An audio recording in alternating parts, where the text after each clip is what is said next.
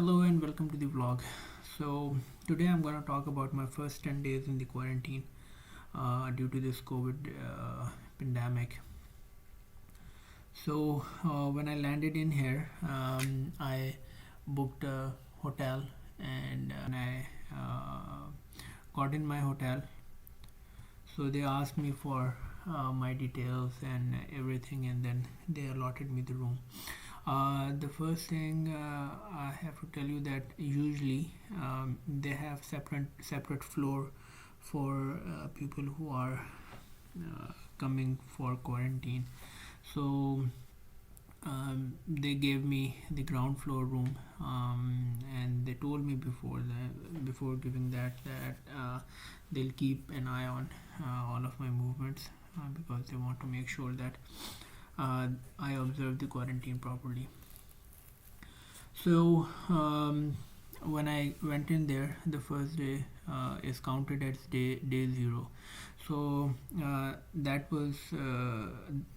what I didn't know, that for example, if you land in the UK on 10th of April, then 10th of April you may have landed in here at 12 p.m. or no, let's say 1 1 p.m. You have landed in here, and then you reach the hotel at 4, right? So that the whole day of that 10th April will be counted as day 0, and 11th April will be counted as day 1. So that's first thing you have to know about it. The second thing is that you have to get yourself tested on or before day 2. That's the first testing you have to do, and the second testing has to be done on or after day 8. So that's another thing. When I landed in here, I realized it later on that my day 2 was falling on the Sunday, which on Sunday, and on Sunday there is no delivery or postal service of Royal Mail. So I asked my employer, but they even didn't knew about it.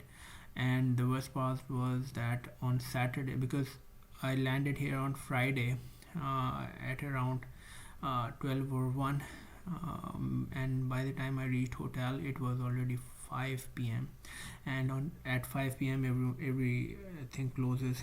And then I realized it on Saturday when I got up and um, went about things, that I have to give my sample on the Sunday. So I tried to figure it out on my own, but I could not find any solution. So I went on to call NHS for it.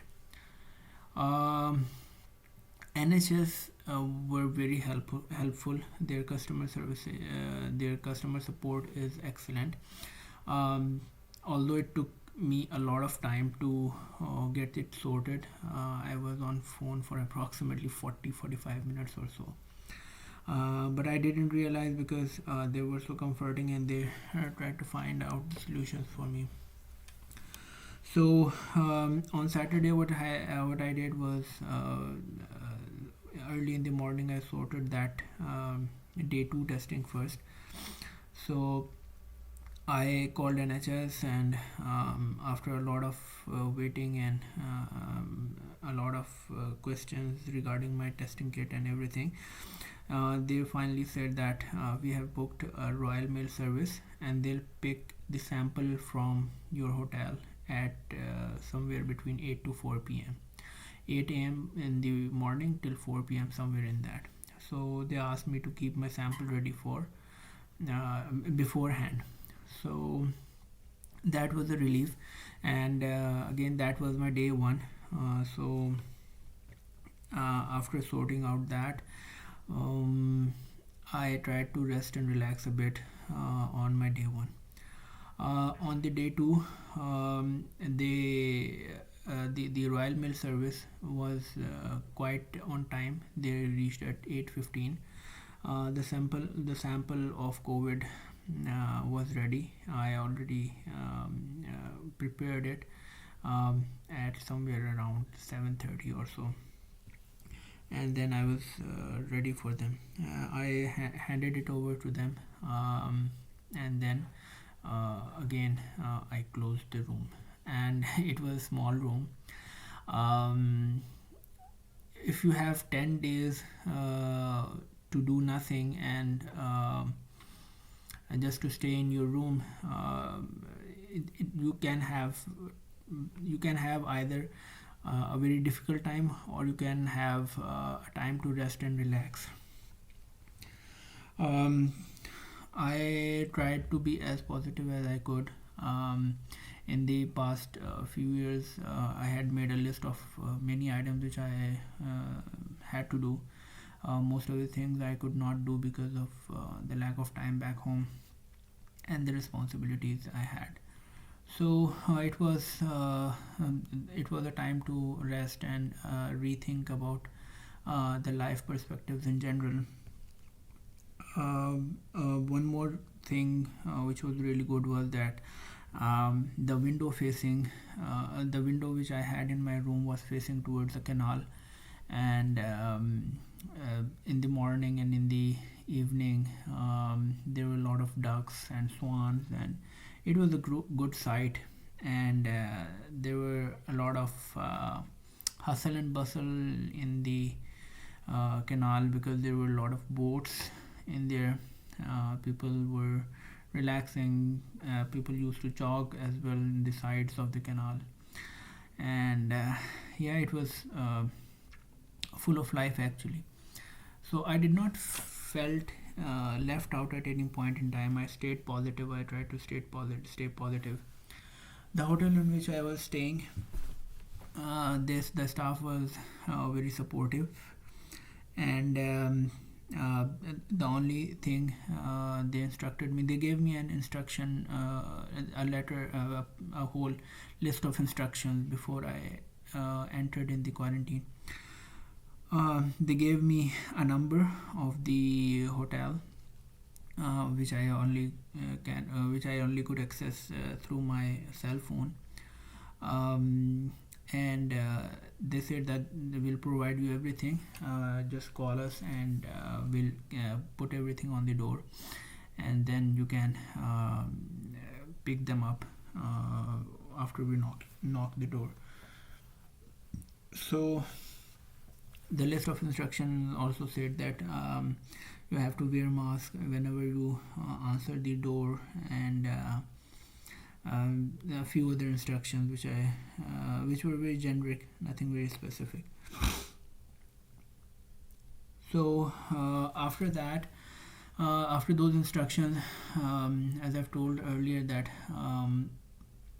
yeah, one more thing, that when I landed in the UK, from the airport, I grabbed few dry items, which I could survive upon on the next 10 days, because I didn't knew how things will be for me in the next 10 days. But I was very lucky enough that I found that there were a lot of delivery places for me, for delivery places available, which I could opt from. So I downloaded one app which really helped me out, which is called Just Eat. I went to that app, and I found a lot of, because I'm Muslim, so a lot of halal places uh, which were near me, and most of them delivered either with a fee, or they had a free delivery option, but you had to buy at least 10 or 15 pounds worth of food to have it delivered. um, I had already bought a lot of food, so I tried to survive on it for 4 or 5 days. But then afterwards, I started ordering as well. So there was a drawback in the hotel I was staying, that they didn't had any microwave or fridge. So if I ordered things in food in excess, then I had to either keep either it will rot, or I didn't know how to take care of it. So I ordered less, and I paid extra for for the delivery. But no, I think that was worth it.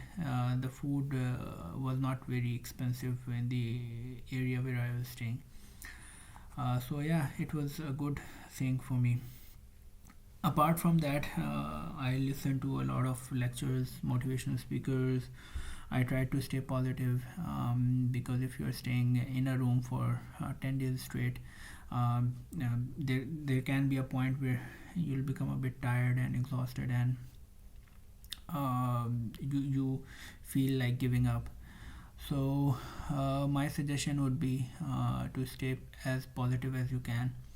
One more thing, that I didn't had internet access earlier on, so that was a bit of an issue for me, because without any internet connection, it would be very difficult for anyone to survive, because then there would be nothing else to do except watching a television. So I looked for internet options. The hotel I was staying, they had internet, but it was a paid connection, which actually didn't made a lot of sense to me. Um, so I looked for different sims online. There is a video which I made regarding the sims and all the packages earlier on. So you can have a look at it, different sims, mobile sims which were available, and then I chose one of them which had a lot of internet mbs and available with them.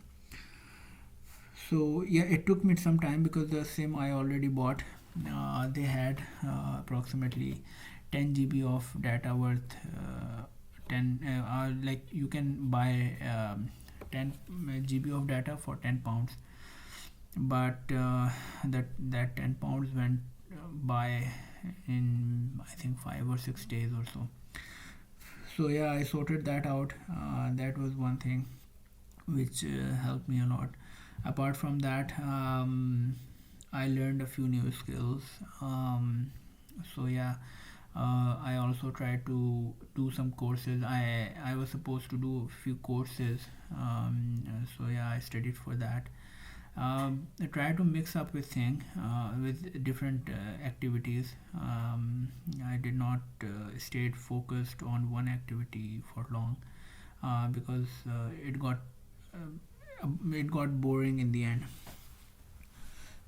So that was till day 5 and 6. By day 7, I started feeling exhausted.